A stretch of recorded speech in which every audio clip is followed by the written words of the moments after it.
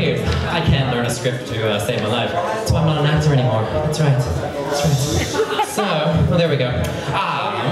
Beers with queers. Who are you? And why do they care?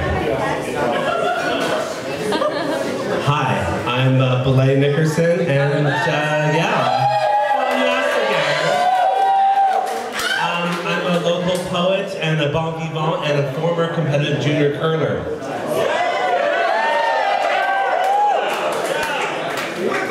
Have you ever curled? Yeah. Curled my lashes? Very nice. See, I was being the straight man there. Always. Somebody's got to be the funny one, somebody's got to be the straight one. So, what's sexy about what you do? Poets or sluts? Yeah! Check. That question went down well. Excellent. What makes you proud to be a part of this community?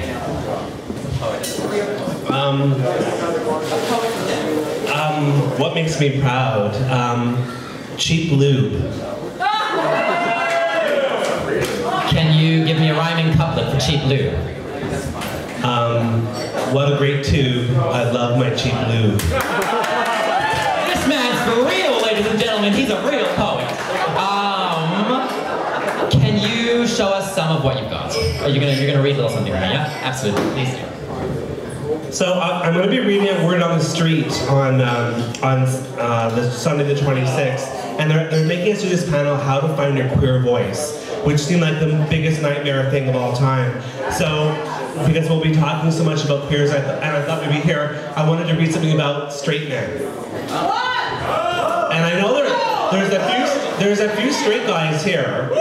So, there we go. So it's about 2 minutes.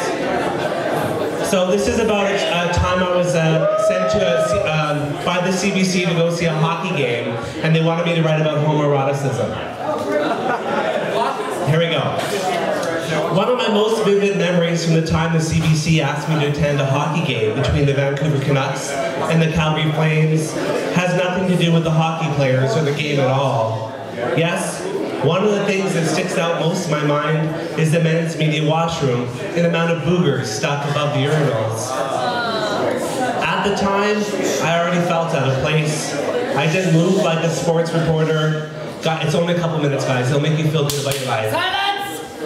It's okay. RuPaul, anyone? Yeah. And I sure as hell didn't dress like a sports reporter either. So when I realized the wall that I initially thought was covered in a bunch of fruit flies was actually a bunch of boogers, it made me feel the gayest I felt in a long time.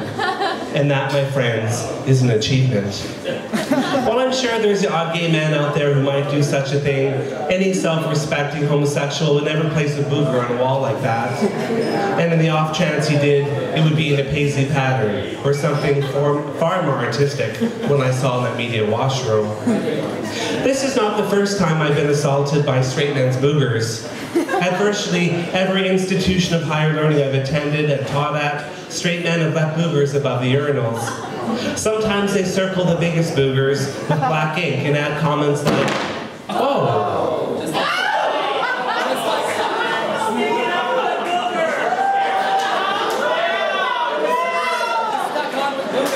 Wow. That was great timing. So you know what? Straight men getting back at us. It's okay. So sometimes they circle the biggest boogers with black ink and add comments like, "Well, buddy, that's a big one," and "sweet." Once while working at the World Bank, some guy kept leaving boogers above the urinals for weeks until somebody complained, and then he left boogers on the signs asking people to stop leaving boogers. And what an uproar when the booger leaver left one with a few hairs, and people started suggesting DNA testing, which struck me as strange as I thought a booger would be DNA enough. But I digress.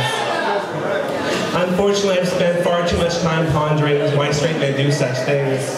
I know that pissing is not necessarily a fun activity, but I've never been so overwhelmed with boredom that I've decided to pick my nose to pass the time. I mean, really.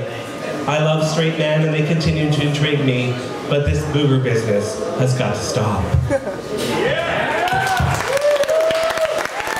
Absolutely. So, my last question It's a very serious one. If somebody was going to buy you a drink at the bar right now, what would it be? A wild turkey and Coke. Wild turkey and Coke with Billeh, please.